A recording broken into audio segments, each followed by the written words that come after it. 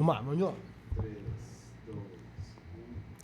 Salve, gurizada! Tá começando aqui o segundo episódio da segunda temporada do Guto Lima Podcast. Muito obrigado pela sua presença, sua audiência. Já deixa seu like, já larga um comentário aí, já se inscreve, ativa o sininho pra não perder os próximos... Os próximos episódios aí. Tá tendo vídeo de stand-up, tá tendo podcast, tem especial de stand-up pra sair. Tem muita coisa boa, muita coisa nova pra vocês. Hoje eu tô com um convidado aqui, ó, mais do que especial. Eu acho que é a maior patente, né, Eric, que a gente já teve aqui.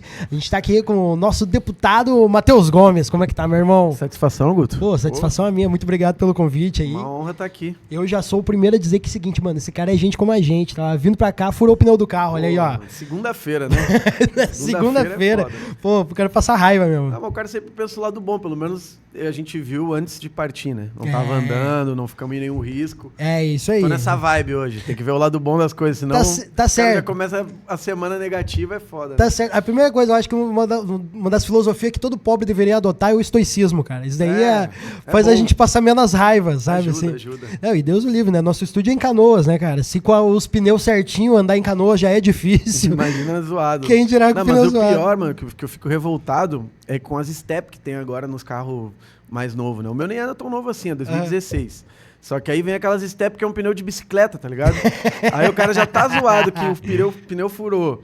Tem que fazer a troca. Aí quando vai colocar, tu anda com aquele pneuzinho ali que é um aro 14. Pode crer, não tem nada a ver, o carro vai meio mancando, assim, até. Zoado. Pô, mas que da hora, obrigado por aceitar o convite, meu irmão. Aí, e aí, fala pra nós, como é que é trabalhar na política do espectro da esquerda como deputado, representando o Rio Grande do Sul? Cara, é difícil, porque hoje a gente é minoria na Assembleia Legislativa, então tem 55 deputados, 14 são de esquerda, e isso faz com que a gente tenha que batalhar muito para avançar qualquer coisa, cara. Seja uma audiência pública, um pedido que vem da comunidade que a gente tem que levar adiante, aprovação de projetos, exige da gente uma capacidade de mobilização que vai para muito além daquele ambiente ali da Assembleia, sabe?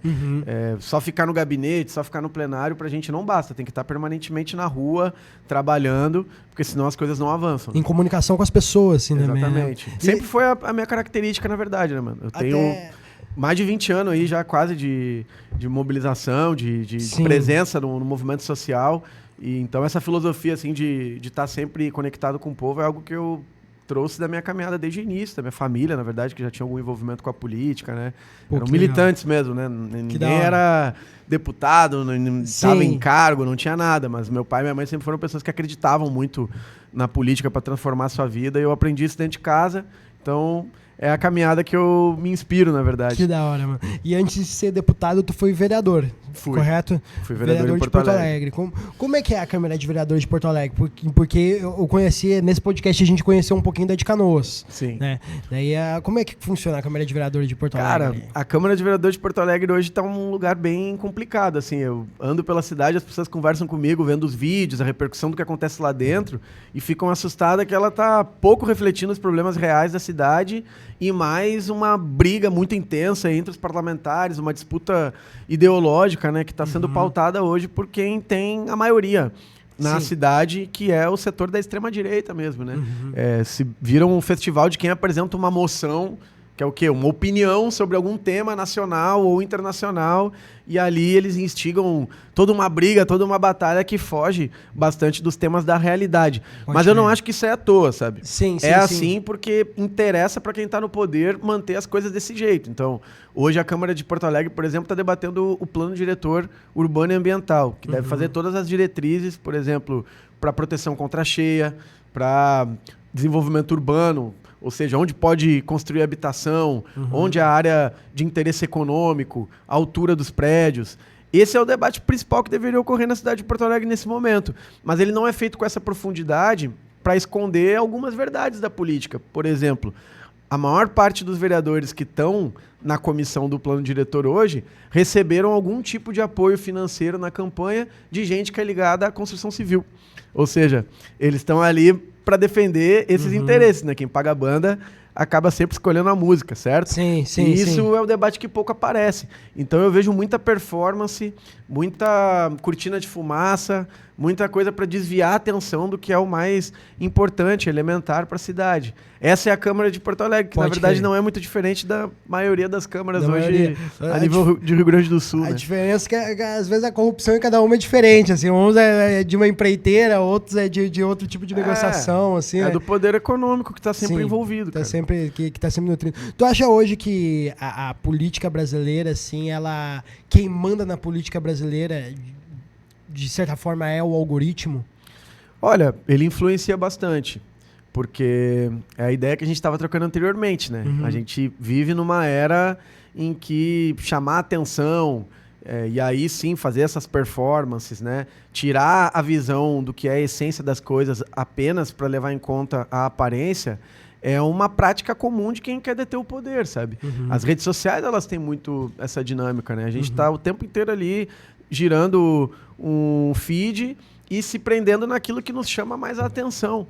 E aí, infelizmente, isso acaba determinando o rumo das coisas e no país, obviamente, influenciando diretamente a postura, a prática da política, né? Então, os algoritmos, sim, têm uma influência muito grande, até porque eles estão ligados numa rede que é muito maior, né? Eu acho que isso é algo que a gente deveria prestar mais atenção, né? Por exemplo, às vezes eu vejo pessoas de esquerda falando, enquanto a esquerda não aprender a usar as redes sociais, não vai ganhar a eleição. Mas a verdade, a chave não é essa. Porque hoje no mundo está bem nítido que quem organiza as redes sociais tem um projeto de poder, já está explícito, né? Os donos aí da maioria das redes sociais que a gente utiliza, eles têm um vínculo com o projeto político do Trump hoje, da Casa Branca. Isso ficou nítido no ano passado, quando o Trump tomou posse e estava ali os donos das principais big techs do mundo. E eles estão conectados com outras necessidades, né, cara? Porque para existir big tech, tu tem que ter exploração mineral para criar, né, os componentes digitais, para poder ter os cabos submarinos que ligam as redes aí da internet no mundo inteiro. Tu tem que ter os data centers, né, que é onde está num território, aquilo que a gente chama de nuvem, né? Nuvem não existe no abstrato, ela tem que estar num lugar para ser armazenada, e tudo isso é disputa de terra, de energia, de água. Certo? Então não tem artificialidade naquilo que eles estão impondo para nós como uma nova forma de vida, de sociabilidade, cara. O negócio é muito profundo. Sim. É uma mudança que está influenciando tudo hoje, sabe? É muito maior do que aparenta ser, assim, o problema, né? Então não é só assim, dominar as redes. Cara, eu acho que essas redes aí a gente nunca vai dominar. Eu não tenho essa expectativa. Porque os algoritmos, eles não são artificiais, eles são planejados por seres humanos que têm um posicionamento político, que tem uma visão de mundo. Então eu acho que a gente tem que entender o desenvolvimento dessas tecnologias, porque o problema não é a técnica, e sim o projeto de poder que elas estão servindo, certo? Eu acredito que com uma orientação para o desenvolvimento econômico justo, para um cuidado ambiental, para uma igualdade entre as pessoas, nós podemos usar toda essa técnica, tudo que tem de bom na inteligência artificial, nas revoluções digitais que estão aí hoje, pra gente viver num mundo melhor, tá ligado? Com certeza. Preciso acreditar nisso, senão não tem saída. É verdade. Não, a gente tem que acreditar nisso, senão, pô, vamos fazer o quê? Vamos deitar aqui e chorar, assim. Pois é. Eu lembro que nos anos 2000 a gente tinha uma visão de mundo, uma visão de tecnologia que era muito interessante, que se perdeu, né?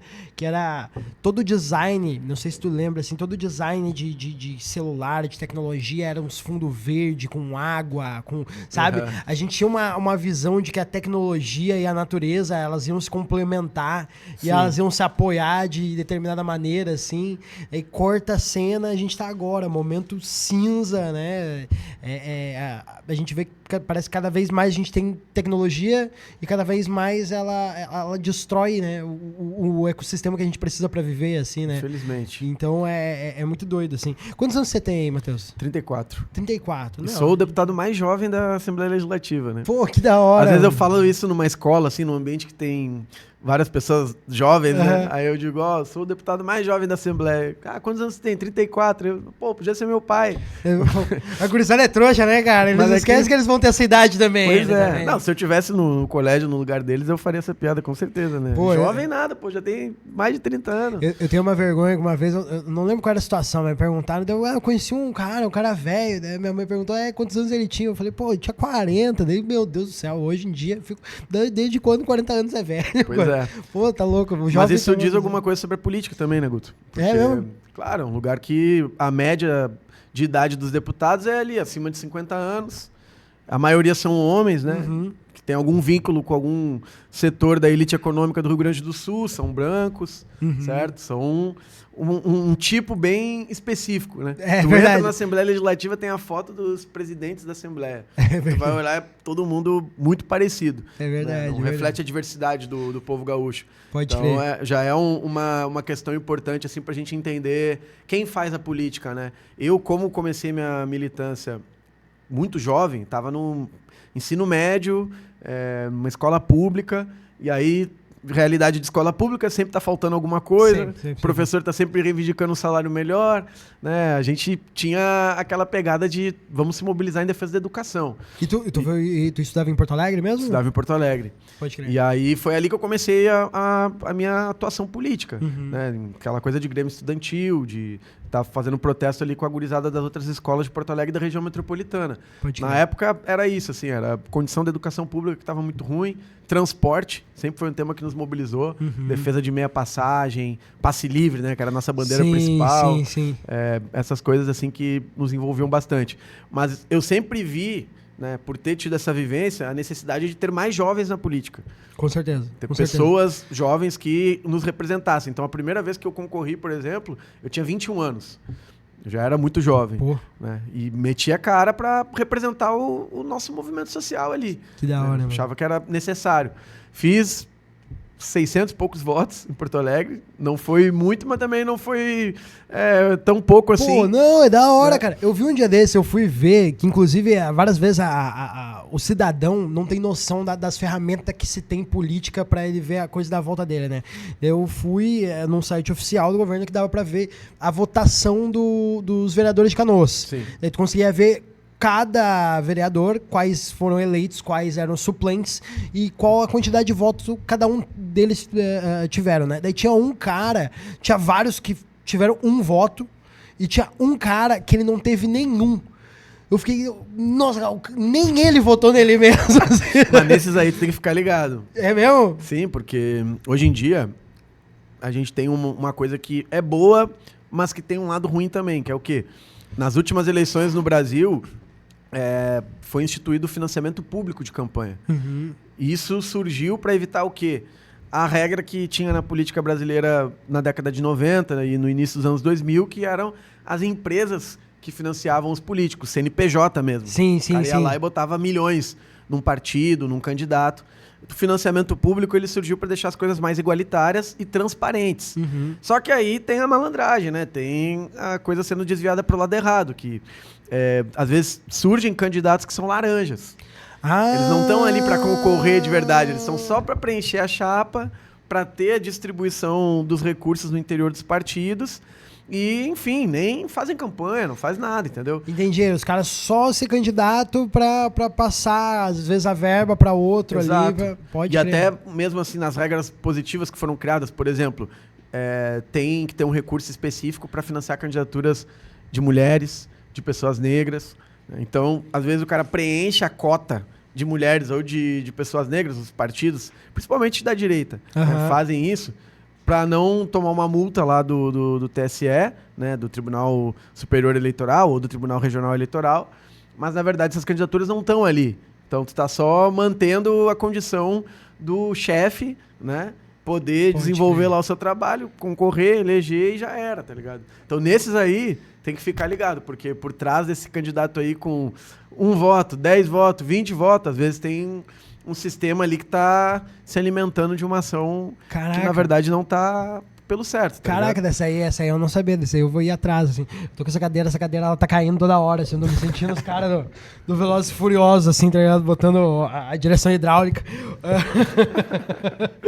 Vamos lá. Cara, uma das primeiras perguntas que eu fiz pra vereadores quando vieram aqui era qual era o dia a dia deles. Tu já me falou que pra ti não é suficiente ficar só no gabinete, né? Uma pergunta que eu acho que eu fiz era sobre carga horária. Os vereadores me falaram que eles não têm uma carga horária. Eles não precisam ter uma carga horária. Eles têm que estar nas votações, né, nas reuniões E é isso. E daí eles podem muito bem organizar o trabalho deles como quiser. Como é que funciona para um deputado? Olha, isso aí é uma resposta que está restrita só ao ambiente parlamentar, né? Que é a rotina da Câmara de Vereadores ou da Assembleia Legislativa. Que tu tem ali o gabinete, tem o plenário, onde acontecem as sessões, as salas menores, onde tem reunião de comissão.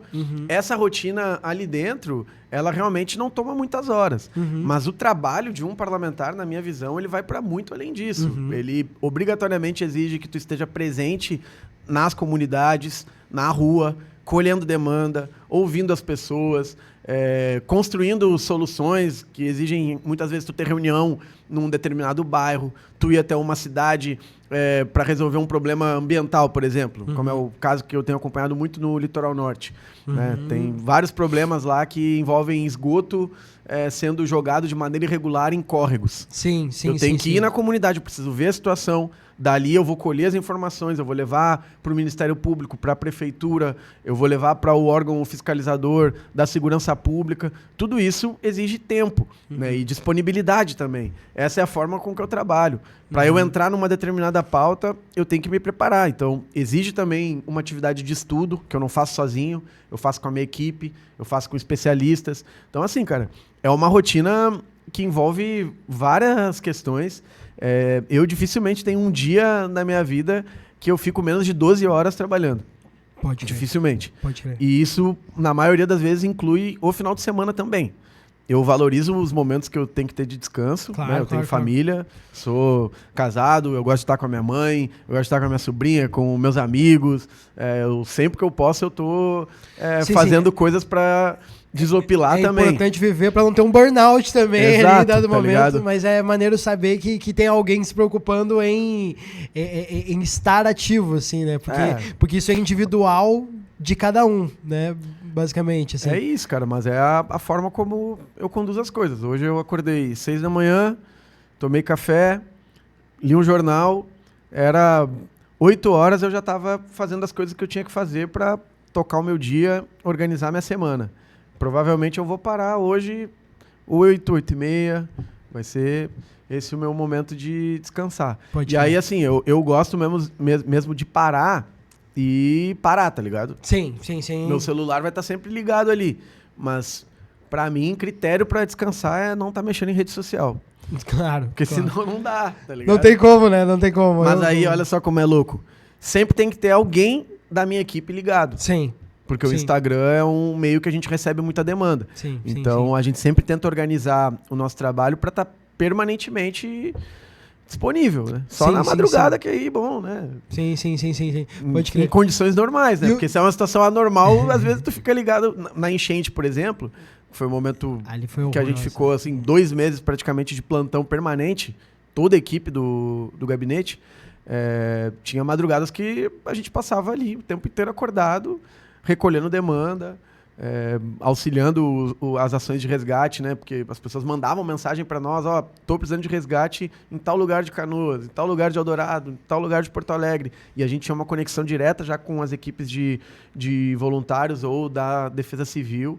Então foi um momento em que muitas madrugadas a gente não dormia nessas e em outras funções também, entendeu? Claro. Então, cara, eu acho que estar na política é sobre isso, entendeu? Tu tem que ter um propósito, tem que ter, sim, uma ideologia, uma visão de mundo e tem que ter disposição, tá ligado? Senão, não tem condição de tu estar querendo ocupar um cargo. Pode crer. É guerra. É guerra, mano. é selva. É bagulho sério, entendeu? Sim, é um trabalho... Sim. As pessoas estão acreditando em ti, tá ligado? Sim, não é... Deposita o teu voto. Tem aqueles que vão estar sempre ali pra te diminuir, que não gostam, isso, aquilo. Bom, ok, faz parte. Se for no respeito, eu, da minha parte, tô de boa. Pode me criticar, pode falar o que tu não gosta, pode... isso a gente cresce, a gente evolui. Sim. Não gosta daquele ataque sem propósito, aquele negócio... Que é só pelo ódio mesmo. Mentiroso, só pelo ódio. Isso aí não constrói nada, mano. Crítica, pra mim, tá de boa, tá ligado? Só pelo ódio. Eu hoje, trabalhando com humor, agora que o perfil começou a dar uma crescida, assim, tem algumas coisas que é muito interessante. Meu pai veio me perguntar, tem alguém que te odeia? Eu falei, tem gente que manda pra mim. Pai. Que manda mensagem pra mim, às vezes, falando assim, cara, eu te odeio. odeio. Eu abro o perfil da pessoa pra ver, a pessoa mora no Amapá. Não tem um vídeo meu que viralizou Olha pro só. Amapá. Sabe, o cara nem me conhece. Não, mas Não faz nem sentido. Não, e imagina, pô, tu falar isso pro teu pai, né, pra tua mãe, pra tua filha, é uma tristeza, né? É doido de saber. Foda. Só que sim, quando o cara fala assim, mano, tu não tem graça, beleza, né? Pode ser, ok, cada um tem graça pra um, não tem graça pra outro, mas o foda é isso, mano, eu te odeio, mano. Não, exatamente, o cara fala, gente como você não deveria existir. Eu falei, cara, que isso? Como assim, mano? Que isso? É uma ameaça isso, né? Tipo, o que tu tá querendo dizer? O que tu tá querendo... Pô, Mas são várias formas que a gente vai vendo essa política de ódio, né? Que tem um nome, né? É o fascismo. Historicamente, na nossa sociedade, vertentes que pregavam a eliminação dos seus oponentes, né? Vinculado com outras perspectivas também, né, de desenvolvimento econômico, de organização da sociedade, a gente denominou dessa forma, né, o fascismo. E hoje a gente vê isso se expressar de diferentes formas. Sabe um jeito que eu sempre fico ligado e chamo a atenção de quem está no meu redor? Ó, isso aqui é um princípio de um discurso fascista. É o caso lá de alguns secretários do governo de Porto Alegre que ficam dizendo: o Matheus não pode andar de skate na orla porque ele critica aqui a forma como a prefeitura gere a orla. Pode crer. Aí eu pode crer, já cheguei a ver vocês governam assim. A cidade inteira. E eu sou crítico a vocês. Então significa que eu não posso usufruir de nada da cidade. Eu tenho que ir embora da cidade. Eu tenho que me ausentar do lugar onde eu nasci, me criei, construí a minha trajetória política, tenho os meus amigos, a minha família, porque tu tá dizendo que eu sou um crítico, então eu não posso estar em nenhum lugar. Não é assim que as coisas funcionam, tá ligado? Sim. Frequentei a orla desde que eu nasci. Meu pai me levava lá, entendeu? Eu ando de skate desde que eu sou criança. Aí agora eu não posso ir lá. Claro que não, entendeu? Eu tenho uma visão diferente mesmo de várias coisas, a começar dos erros que os caras cometeram. Eles foram tão incompetentes na gestão da orla que eles foram incapazes de conseguir acionar o seguro contra enchente. Uma coisa básica. Eles tinha que estar... Tava no contrato lá, né? Que eles deveriam ter feito de um jeito e eles não fizeram. Isso gerou um prejuízo para as contas públicas. Eu entrei com um processo contra eles por causa disso. Que é o meu papel, né? Sou um agente fiscalizador. Sim. Eu tenho que mostrar para as pessoas o que está errado e cobrar do poder público uma postura correta. E aí eles ficam o quê? Desviando o foco da questão principal para dizer, tá andando de skate aqui, mas critica. Sim. Qual o problema?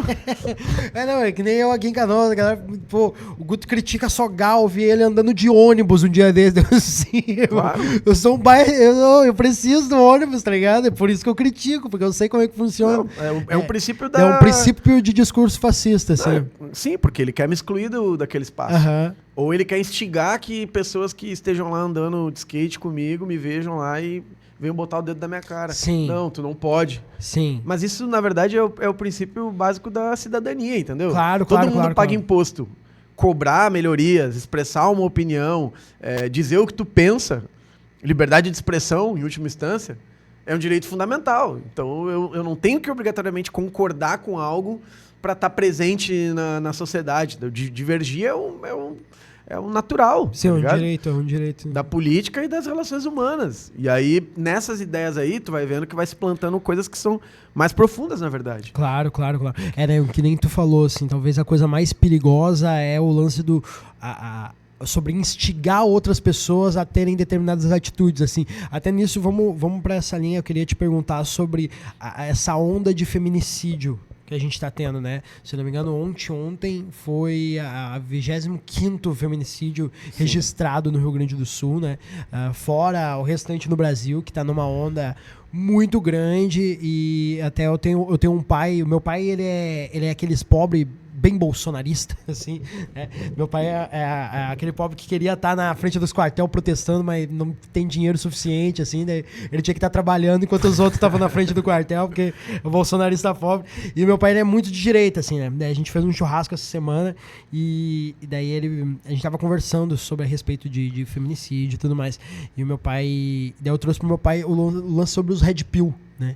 Que às vezes é umas coisas que pô, meu pai é eletricista, meu pai trabalha 12, 14 horas por dia, né? Acorda muito cedo, vai dormir muito tarde pra ganhar pouco, assim. Então, não é a pessoa que mais vai ler ou se informar. A maneira de se informar vai ser isso, vai ser um vídeo curto que apareceu pra bolha dele da rede social, né? Então, é uma maneira muito leviana de se informar sobre as coisas. E daí, ao falar pra ele sobre o lance de discurso Red Pill, a galera que vai trocando ideia, e porque no primeiro momento a gente viu aquilo como inofensivo, né? Como, pô, olha o Zé Ruela falando sobre como a mulher deve se portar, sobre como o cara deve se portar para com uma mulher, e literalmente, a primeira vez que eu vi aquilo, eu falei, nossa, ridículo, ninguém vai assistir.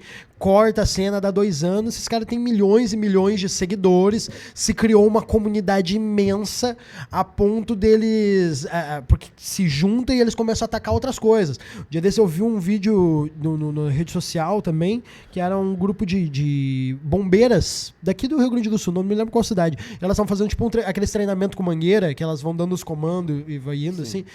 E daí aí começa as piadinhas nos comentários, né? Que comentário virou uma ótima forma de termômetro social, exato, assim, né? Eram umas coisas assim que, pô, os caras dizem, é muito engraçado, estão treinando pra lavar louça, treinando pra lavar carro, não sei o quê. E daí, tipo assim, eu como humorista, assim, sabe, é o declínio do humor, assim, totalmente. E o que tu acha? A gente já viu que a gente não tem muito apoio do nosso pseudo-governador, assim, né, a respeito desse assunto. Ele acha até que é mais erro da parte das próprias mulheres também, assim. Como é que tu acha que é a melhor forma da gente combater isso nesse momento no nosso estado, no Rio Grande do Sul? Tem no mínimo 2 dimensões, Guto. Tem a das políticas públicas, que é extremamente necessária. A gente não fala que o Eduardo Leite não cumpriu o seu papel no combate aos feminicídios à toa. É porque o Estado ficou anos sem uma secretaria específica para cuidar dos direitos das mulheres, para combater a violência. A gente não tem delegacias especializadas em algumas regiões do estado, como é o caso do litoral. Falta um monitoramento adequado dos homens que já têm denúncias, processos em aberto por agressão. Falta política de acolhimento para as mulheres que estão em situação de violência, porque é muito complexo para uma mulher sair de uma situação como essa. Às vezes tem filhos, né? Então tu precisa ter um auxílio para conseguir dar continuidade à vida educacional dos filhos, ter um lugar seguro que seja realmente protegido, que o agressor não saiba aonde a mulher está e também não consiga incidir sobre ela, né, nos seus deslocamentos. Muitas mulheres têm que sair do trabalho, então tu tem que ter um apoio de política de empregabilidade, de renda. É uma situação complexa. Sim. Não é algo que a gente vai conseguir resolver sem o papel do Estado, sem políticas públicas adequadas. Por isso, sim, é correto culpabilizar o governador Eduardo Leite, cobrar a responsabilidade das prefeituras, do governo federal também. Todo mundo tem que agir no combate aos feminicídios. Esse é um primeiro caminho. O outro, ele é mais profundo e exige uma mobilização de todos nós, que é uma mudança cultural e comportamental na sociedade. Porque esse discurso de inferioridade da mulher, ele não é novo. Ele é uma tendência histórica. Ele se modernizou, dá pra dizer assim, né? Exatamente, mas se modernizou quando? Aí tá o pulo do gato pra gente entender. A gente viveu nas últimas décadas um avanço da posição das mulheres na sociedade. A gente viu mais mulheres indo a postos de trabalho em geral e também nos mais avançados, saindo dessa lógica aí de ficar exclusivamente nos cuidados domésticos. Nós vimos mais mulheres, né, produzindo ciência, se formando nas universidades, dizendo, né, que, sobre as relações, elas têm autonomia, que elas mesmo mandam, né, no seu próprio corpo, que é um princípio básico para qualquer ser humano, que as mulheres têm direitos iguais, a gente viu isso.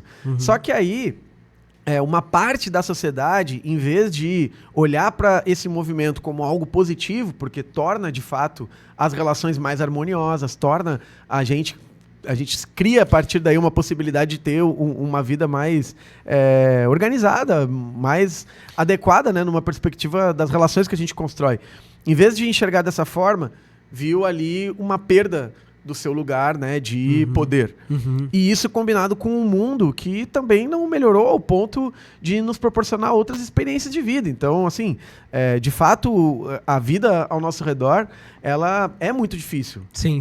Homens e para mulheres, Sim. para a sociedade em geral. Assim, a vida é cruel em si. É ruim sobreviver. Nós estamos até hoje aí fazendo a luta contra a escala 6x1, certo? Para as pessoas terem vida além do trabalho. O mercado de trabalho está precarizado, está difícil de sobreviver. A gente tem enchente, tem ciclone tropical, é crise climática, o mundo parece que está, né, efervescendo com questões assim que não nos ajudam a ter muita perspectiva. Então, nessa situação, muitos grupos, que aí esses núcleos Red Pills, como tu fala, viram uma solução para os problemas sociais e para suas inseguranças, para suas incertezas, na violência direta a quem está mais próximo, né, que são as mulheres. Seja dentro de casa, né, das suas esposas, das suas relações diretas, da sua família, ou as mulheres em geral na sociedade. Né? Então, surge como uma explicação a, por um lado, um avanço das mulheres e, por outro, uma crise que a gente tem hoje em diferentes espectros das relações econômicas, sociais e ambientais. Eu acho que essa saída ela pode ser combatida. Entendi. A gente pode, à medida que a gente conversa sobre isso, que a gente discute, que a gente debate, que a gente traz esse tema para a arena pública, a gente vai ter mais condições de combater também as pessoas que estão vislumbrando as coisas nessa chave, tá ligado? E aí é o que eu falei, que é um trabalho mais complexo, porque precisa do nosso empenho de maneira coletiva. A gente precisa falar sobre os temas, precisa combater determinados comportamentos, discursos, né? Discurso não é uma coisa... Às vezes as pessoas falam, isso é só discurso. Gente, a gente expressa aquilo que a nossa mente organiza como ideias. Sim. Isso tem muita força, o que a gente fala. Sim. Tá ligado? Não é uma coisa menor. Então, tem que combater sim os discursos, sabe? Tem que ter um diálogo direto sobre tudo aquilo que pode, de alguma maneira, dar uma guarida, proteger ou instigar ações que são violentas contra as mulheres e na sociedade em geral, né? Sim. Não, e é muito doido porque virou algo que tem muito menor, né? Tem muita gurizada, tem muito jovem vendo. Sim. Né? Eles vivem na rede social, né? A gente pegou... Bem, tu tem 34, você tá falando, né? Eu tenho 28. A gente pegou a chegada da internet, a chegada da tecnologia. A gente viu de vir de Orkut, de chat da UOL pra MSN, Orkut. A gente viu o degringolar da coisa. Eu peguei o Mirk ainda. Nossa, tá ligado? E daí, tipo peguei. Pô, a gente pegou a época que o feed tinha fim, né? Exato. Essa galera não. E a gente tinha um momento do computador, que era ali 10, 15 minutos que a gente via, ok, cansei, vou tinha Lan House antigamente também. Que virava a própria forma de entrar no mundo virtual, era uma forma de interagir com outras pessoas no mundo real. A gente ia junto, a gente fazia, quando a gente ia jogar, fazer a noite corujão. Era todo mundo junto, levando teclado, mouse pra casa dos outros. Então deixou de ser algo tão coletivo e virou o coletivo virtual, né? Então o jovem, ele tá aqui, ele tá, sabe, ele vive num mundo dele ali. Mas olha só, essas ideias machistas e misóginas também existiam na época lá da Lan House, do Corujão, nesses outros momentos, né, que tu citou. A diferença é que agora a gente tem ambientes que estão no mundo virtual, que são de produção de conteúdo ilimitado, 24 horas, o tempo inteiro, instigando essas ideias. Isso aí colocou numa potência realmente diferente, né? E dá essa noção de pertencimento também, de coletividade, sabe? Que é uma parada muito perigosa, porque em nome daquele coletivo, da tua aceitação, da tua aprovação ali dentro, todas as inseguranças, as incertezas, né? Aquelas dúvidas que tu tem muitas vezes nas relações ali cotidianas com as próprias mulheres, né? No caso dos meninos, elas estão canalizadas ali. Tá ligado? Isso. Tem um bando de guri, assim, que tá pegando dica com um café com teu pai, assim. Pois é. Essa aqui é minha referência de homem, assim. Exatamente. E tu vê agir desse jeito no dia a dia. Então é bem assustador. E é no privado, assim, né? Por isso que, pais, mães, no ambiente escolar, qualquer lugar hoje, tem que ter um grau de monitoramento sobre o conteúdo que os menores estão acessando. Tem que conversar com as crianças sobre isso. Tem que falou, dialogar sobre o problema, tá ligado? Sim. Tu falou que é tio, né? Sim. Tu é pai ainda? Não sou. Não. Eu tenho uma filha de 3 anos, que vai fazer 4 agora. A gente teve um problema na escola da minha filha, que é pública, né? Que ela começou a se queixar que tinha coleguinha batendo, né? E é claro, uma criança de 3 anos, às vezes realmente apanhou de um coleguinha, às vezes foi uma... trupicou, foi algo que criança também tá aprendendo a se comunicar também. Minha filha não sabe nem falar Feliz Páscoa ainda. Ontem ela tava olhando pra todo mundo e falou Feliz Quaquá. Então tem uma dificuldade na comunicação ali. Só que daí foi 3 dias na semana que ela reclamou da mesma criança. Daí eu peguei e mandei bilhetinho na agenda, daí eles, não, tá tudo certo, foi só um incidente isolado. Ok, daí eu comecei a ficar, eu já fico pistola já, né? Assim, pai de menina, ser pai de menina, se ser pai de menina não faz um homem ser menos misógino, eu não sei o que pode fazer, tá ligado? Assim, e daí deveria ser assim, né? Deveria ser assim, às vezes tem cara que fica pior até. E daí eu fui até a escola e eu gosto muito de usar, o meu humor, eu uso o humor como ferramenta pra sobreviver, né? Eu cheguei à escola e fui falar com a monitora, que eu achei que pelo bilhetinho eles não tinham me levado muito a sério. Daí eu olhei pra monitor e falei, mano, o que vocês estão fazendo com a minha filha, assim? Só pra saber, porque às vezes a gente acha que vocês estão fazendo a atividade deles pintar na escolinha, e quando vocês estão fazendo um mini clube da luta aí, o que tá acontecendo? Tá faltando material? Tem que mandar uma faquinha na mochila dela? O que é que tá acontecendo? Daí quando eu usei a palavra em tempos de feminicídio, eu vi a professora grilar um zoio desse tamanho, assim, não, calma, é uma criança de 4 anos. Não, sim, começa agora, porque se na cabeça dele pode esbarrar numa guria, pode fazer um bagulho com uma guria agora, isso vai crescendo, vai indo claro, até outro nível, né? É educação para as relações sociais, né, cara? Daí, ontem eu até tava conversando com um amigo. Desde criança tem isso aí, pô, é só a gente lembrar que alguns anos atrás no Brasil tinha gente que tava no governo, que tava na presidência, que dizia, menino usa azul, menina usa rosa. Já limita por aí, tu já tem toda uma construção social do que em tese é o lugar do homem e o lugar da mulher. Isso. Que não tem nada a ver, entendeu? Pelo amor de Deus, tá ligado? Não, e isso é umas coisas que é difícil de explicar, porque na cabeça do meu pai, quando eu falei sobre o lance do Red Pill e quando eu falo sobre esse lance de menino azul, menina rosa, isso daí é uma coisa problemática a longo prazo, a cabeça dele não, só estamos falando de uma cor, isso daí não vai dar nada, sabe? Não consegue se entender que a longo prazo tu vai alocando, assim. Pô, eu fiquei... Essa é a porta de entrada. A porta de entrada, isso. A porta de entrada para outras drogas. Isso, é bem isso. A maconha não, mas isso com certeza, assim. Cara, eu fiquei puto da cara uma vez que minha mãe me apareceu, trouxe um presente pra Morgana. Morgana é o nome da minha filha. Trouxe um presente pra Morgana. Deu, qual o presente? Ela, uma vassoura. Deu, não, tu tá me tirando daí, não, sabe? Não tem como. Que não é nem só o problema, tem que aprender a varrer, assim. Só que me diz pros outros, pros netos, porque os gurizinhos dos meus irmãos, você só chegou um dia com uma vassoura, uma pazinha pra eles, com panelinha e fogareiro, não faz. Tá ligado? Cara, eu lembro de criança, assim, ó, eu devia ter uns 8, 9 anos, pra tu ver como é necessário conversar isso com as crianças. E eu lembro de um amigo meu na escola falando assim, ontem eu fiz uma sacanagem com a minha mãe, era Dia das Mães. Aí eu, o que foi? Conversei com meu pai e tal, aí a gente deu de presente pra ela um pacote de Omo. Pra lavar roupa. Aí, cara, ficou na minha cabeça isso. Mas você achando chicanísio. Imagina, mano. Tá ligado? Uma criança fazendo isso. Ela já tá com a visão sobre a própria mãe. Não, isso veio de algum lugar. Claro, né? Veio de algum lugar. O pai educou, né? Eu quero que o meu filho seja assim. Que acha que a mulher é que tem que fazer o trabalho doméstico e ponto. E daí vai pra outras coisas. Eu quero que tu seja um homem que não demonstre emoções. Que não demonstre fraqueza. Como é que um homem na nossa sociedade não vai demonstrar fraqueza, cara? Tu falou do teu pai, pô. Teu pai trabalha 12 horas por dia, ganha um salário que não deve dar pro final do mês, tem uma série de dificuldades na vida, cara. Sim. Se ele não demonstrar fraqueza de algum jeito, ele vai explodir ou vai começar a fazer um monte de coisa errada, que não agrega em nada. Então não tem problema demonstrar fraqueza, cara. É algo que deveria ser comum, nós somos seres humanos. Mas daí vai indo, entendeu?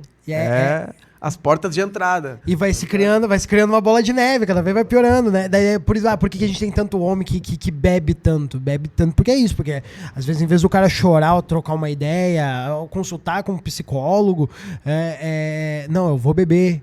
E o bebê, ele traz outros problemas também, né? Claro. Então, Tá diretamente associado com violência contra a mulher, com os feminicídios também. É um problema grave. Mano. É muito doido. Daí rola em casa o processo de tentar salvar a Morgana disso. Então, minha filha brinca com meus Max Steel antigo. Tá ligado? Então a Morgana usa muito a camisa usa One Piece, gosta de One Piece, gosta de Hulk pra caramba, assim, tá ligado? Então, tipo, pô, é da hora, mano, é da hora. Eu tenho a teoria de que pra criar quem é pai de menina, quem é pai de menino. Eu gostaria de ter mais filho, né? Mas eu preciso começar a ganhar melhor. É necessário. Eu preciso que vocês comecem a comprar mais ingressos pra show, eu preciso, assim. E eu tenho a teoria de que a menina, tu tem que criar ela pra ser um pouco mais forte, né? Tipo, não é que as meninas não sejam fortes, é sobre o pai e a mãe dizer que pode ser. Tu pode fazer uma luta, tu pode fazer algo, coisa que às vezes minha parente pessoas que eram próximas não ouviam isso em casa, não tinha essa possibilidade, assim. Minha filha tem 2 espadas, tem uma arma de brinquedo, sabe, ela quer explorar isso, ela quer fazer um esporte, beleza, vamos permitir ela fazer isso. E o menino, a gente tentar ensinar ele a ser mais gentil, né? Porque o menino, ele é ensinado a isso, não demonstrar sentimento. Não, mano, chora mesmo, seja gentil. Tu tem um filho adolescente, bota um dorama pra ele assistir, sabe? Ensina, tentar mesclar isso, que foi ensinado até agora que era errado, de a menina tem que ser gentil, o menino tem que ser bruto. Não, ensina a menina que, se ela quiser, ela pode ser bruta mesmo também. E o menino, ele pode... É necessário, tem que educar os homens, os meninos, para que eles consigam se relacionar de maneira respeitosa e igualitária com as mulheres e com todas as pessoas, entendeu? Essa é a grande questão do nosso tempo, né? A gente conseguir fazer isso desde o início, tá ligado? Para evitar que a gente forme adultos que sejam pessoas agressivas, violentas, fechadas no seu próprio círculo ali, né, de amizades exclusivamente masculinas, em que tu não tem capacidade de colocar no lugar de um outro ser humano, né? Esse é o grande problema. Sim. E aí não é só das relações amorosas depois, porque aí, vira pai, o problema se aprofunda. Né? Se a pessoa tá num cargo de liderança, por exemplo, dentro de uma empresa, já é um impeditivo, né, para que tu tenha um ambiente de trabalho mais organizado, igualitário. A gente até aprovou um projeto sobre isso agora lá na Assembleia Legislativa, da nossa autoria. Para ter empresas que recebem benefícios fiscais terem, no mínimo uma vez por ano, uma formação anti-machista, né? Uma formação que traga, né, as questões da luta contra a violência às mulheres para dentro do ambiente de trabalho, porque é fundamental. Em todos os setores da sociedade tem que ter esse combate nesse momento. Pô, que da hora, que da hora. Só pra gente, antes da gente mudar de pauta... Bora. Deixa eu subir de novo. A cadeirinha tá daquele jeito. Não, tô me sentindo uma máquina de escrever aqui, tá ligado? Eu vou falando... Passa, sobe de novo. Antes da gente mudar de pauta, pra ver como que doideira isso daí, a guria não tem paz nem quando é criança, assim. Já desse eu fui levar minha filha no shopping, assim, caiu o Bolsa Família. Daí a gente foi levar a criança no shopping pra brincar um pouco. A gente levou ela numa piscina de bolinhas, que os pais tinham que entrar junto, né? Daí a minha mulher falou que não ia entrar, daí eu tive que entrar com a minha filha. Por fora eu falei, que saco, tem que entrar na piscina de bolinha. Por dentro eu tava, que saudade de entrar numa piscina de bolinha, assim. Daí entrei com a criança, minha filha brincando um monte, tinha uma outra guriazinha e 2 meninos. Daí onde a guriazinha ia, os meninos iam atrás. Onde a guriazinha ia, os meninos iam atrás. Chegou uma hora que ela sentou do lado, assim, e falou com o pai dela, falou, pai, eu quero ir embora. Ele falou, por quê? Porque os gurizinhos não param de me seguir. Daí, tipo assim, eu falei, pô, olha só, cara, como a guria não tem paz nem quando é criança, tá ligado? Assim, e daí outra prova que eu tive também, semana passada, o episódio que a gente gravou foi com um ativista da causa canábica, e daí a gente descobriu que a planta macho da maconha, quando ela tá perto da planta fêmea, a planta fêmea não dá fruto.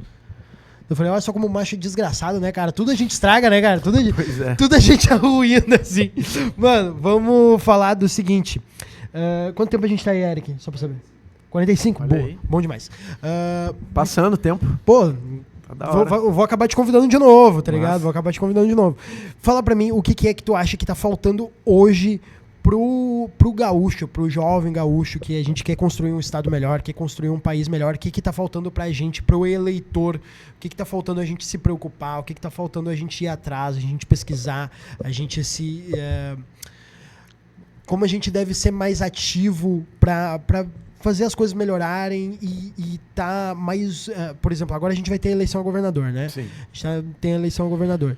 Então, como é que se faz para tomar uma decisão melhor do que da última vez? Porque a última vez a gente ficou, infelizmente, entre Onyx e Eduardo Leite. Sujo mal lavado. Nossa, sim, né? E daí foi muito complicado Aí também. foi foda. Tipo, você vai, qual é a tua proposta? É muito melhor do que a tua. Aquela lá pra mim tinha que virar uma camiseta, assim, inclusive.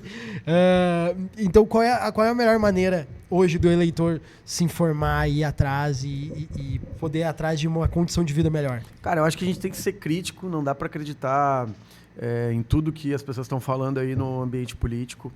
Nós temos que bater a nossa realidade, o que a gente viveu no estado do Rio Grande do Sul nos últimos anos, e também conseguir ter discernimento para entender quais são os projetos políticos que estão realmente em disputa hoje na nossa sociedade. E isso é um problema porque o volume de fake news em campanha política é sempre muito grande. Em todo momento que a sociedade está debatendo temas quentes, aumenta muito o volume de mentiras. Sim. Então eu acho que a gente tem que saber bem quem a gente está seguindo, os jornais que a gente está se informando, os canais ali no Instagram, no TikTok, que a gente está assimilando as informações, porque é a partir daí que a gente vai formar o nosso posicionamento político, sabe? E quando eu digo de bater com a realidade, é o quê? A gente tem capacidade de entender que todos nós temos as nossas questões individualmente, né? Do ponto de vista da nossa família, né? A gente tem temas que são mais relevantes para a nossa vida no imediato. Mas tem questões que são coletivas que se sobrepõem, cara. Então, assim, para mim, um grande tema do Rio Grande do Sul na eleição de 2026 precisa ser a crise climática. Sim. A gente viveu as maiores tragédias ambientais da história do Rio Grande do Sul, do Brasil e do mundo, aqui no nosso estado. Ficou tudo debaixo d'água. E isso tem uma motivação que foi também provocada pela ausência, né, de políticas para prevenção a desastre, para a organização dos sistemas de proteção contra as cheias, para uma adequação, né, de toda a nossa rede de saneamento, para organização de moradias que estavam em lugar de risco e que foram deixadas lá por muitos anos, né, para controle de atividades que são poluidoras aqui no estado do Rio Grande do Sul e que hoje, né, estão funcionando de qualquer jeito, sem ter nenhum tipo de fiscalização, de cobrança do estado para que assumam a sua responsabilidade aí no aquecimento global. Nós precisamos discutir crise climática de maneira séria, porque esse é o grande tema que pode colocar o Rio Grande do Sul em risco nos Sim. próximos anos. Isso é uma questão. Sim. A outra, na minha opinião, nós estamos num estado que tem pouquíssimas perspectivas de desenvolvimento econômico. O Rio Grande do Sul está, ano após ano, crescendo abaixo do Brasil, que já não está crescendo muito, e tem uma fuga hoje de pessoas do nosso estado que ela é bastante significativa, cara. Uhum. A gente está falando de centenas de milhares de pessoas que saíram do Rio Grande do Sul nos últimos anos em busca de oportunidades. Então a gente precisa discutir também que tipo de modelo de desenvolvimento econômico a gente quer para o nosso estado. Sim. Não pode ser que a gente se contente num momento de revolução tecnológica que o Rio Grande do Sul vai ser eternamente um estado dependente de exportação de grãos. Sim. Isso é uma atividade muito limitada. Sim. A gente precisa ter política para desenvolver tecnologia de ponta Sim. no estado do Rio Grande do Sul. Eu estou preocupado com esse tema. Estou atuando hoje na Assembleia Legislativa sobre a vinda das indústrias de data centers aqui para o nosso estado, com a seguinte preocupação. Foi anunciado investimentos de bilhões de dólares no Rio Grande do Sul. A gente quer que o estado não fique só no anúncio dos investimentos. A gente quer que, de fato, tenha um desenvolvimento real que execute da economia no Rio Grande do Sul, na perspectiva, né, de desenvolver ciência e tecnologia de ponta. Então, hoje a gente está querendo construir garantias de que as universidades e institutos federais do Rio Grande do Sul sejam incluídos nesse processo, né, de vinda das indústrias de data centers, que as indústrias regionais de tecnologia e de fornecimento de insumos para os data centers elas sejam tratadas com prioridade para ter desenvolvimento econômico regional. Não pode ser que venha tudo de fora, que são as empresas estrangeiras que trazem todo o material e a gente só fica com a parte de construção, de limpeza, de organização de serviços. Sim, sim. Para que tenha margem para os engenheiros, cientistas da computação aqui do Rio Grande do Sul trabalharem nisso e para que, obviamente, esses data centers eles não sejam instalados aqui só para usar nossa água, nossa terra, nossa energia, né? Que seja uma parada ambientalmente sustentável. Então, nós precisamos olhar para esses grandes temas e elencar o que é mais importante para o Estado hoje para a gente achar uma alternativa. Senão, nós vamos ficar só patinando. Não vai ter solução para o Rio Grande do Sul. E até por conta das crises climáticas que a gente vive aqui, que aqui virou um grande triângulo das Bermudas climático, assim, né? As coisas mudam muito do nada, assim. O próprio comércio de grãos, ele se torna mais incerto, né? Exato. Porque aumenta o prejuízo. Precisa de um mau tempo para a gente perder uma safra inteira, assim, né? Sim. Então E não é que produzir soja, arroz... enfim, a agropecuária ela também exige tecnologia. Sim, é importante. E pode ser uma aliada, inclusive, porque claro. Hoje das emissões de gases que intensificam o efeito estufa, né? A atividade agrícola no Brasil ela é uma das campeãs, né? Seja pelo uso de agrotóxicos, pela queima de combustíveis, né? Que todo o processo de produção até a distribuição, né, desses insumos num país que tem a matriz rodoviária como a principal, né, incide diretamente, ou no próprio desmatamento, que é um problema, né? Hoje está se desmatando a Amazônia para tu ter pastagem para boi, né? Tudo isso tem um impacto direto no aquecimento global, então a tecnologia ela pode nos ajudar a superar essas situações. Agora, o Rio Grande do Sul ele tem que diversificar a sua matriz econômica e produtiva. Claro. Pode ter mais opções aqui. O Estado ele oferece essas possibilidades. Claro, né? claro. Se a gente não fizer isso, nós vamos ficar para trás. Né? É uma tarefa do Rio Grande do Sul, é uma tarefa do Brasil também. Sim. Nós não estamos deslocados de uma questão nacional, mas aí tem que ter ousadia para ter um projeto mesmo que queira desenvolver o Estado e o país ao ponto dele realmente ser uma potência. Sim. Eu acho que o Brasil tem essa vocação.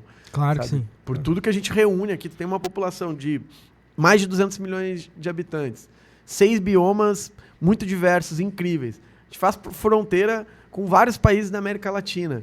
Tem milhares de quilômetros de costa riquíssima. Uma série de possibilidades para a gente estar desenvolvendo energia limpa, renovável, uma rede de universidades gigantesca que produz ciência, produz tecnologia. A gente tem muitas condições que a maioria dos países no mundo não tem para conseguir direcionar o nosso desenvolvimento diante dos grandes temas do século XXI, que é a superação da crise climática, a superação da concentração de renda e combate à desigualdade, né, a construir uma cultura de paz, né, em vez do aumento dos conflitos armados, que é a tendência que a gente está vendo hoje no mundo. O Brasil pode ser isso, mas tem que ter um projeto de desenvolvimento nacional ousado, que enfrente, né, os historicamente donos do poder. Sim. Certo? Sim. Que estão muito mais preocupados em relações aí que vão atender os interesses estrangeiros hoje, né, principalmente dos Estados Unidos, do que olhar para dentro do país mesmo e ter um projeto de fato para desenvolver a nação, sabe? Sim, pode crer. Pô, mano, que da hora, mano, que bate-papo maneiro. Muito obrigado pela tua presença aí. Pô, eu que agradeço, Guto. Tem uma pergunta que eu faço sempre nessa reta final, que é a respeito de indicações. Eu queria que tu indicasse pra nós e pra quem tá assistindo, pra mim também, eu tenho o propósito que eu vou pegar indicação por indicação de todo mundo que me trouxe aqui. Tem alguns aí que eu vou repensar. Mas cuidado, eu acabei de falar pra gente olhar as fontes. Atenção. Mas tem uma boa parte bem interessante. Indica pra nós uma música, ou um álbum, ou um artista pra gente escutar aí. Cara, eu vou indicar um artista regional aqui, que é o que eu ouvi mais na semana passada. Tá. Que é um mano ali de Novo Hamburgo, vários manos ali de Novo Hamburgo, na verdade. O Zila e Bala Cachorro.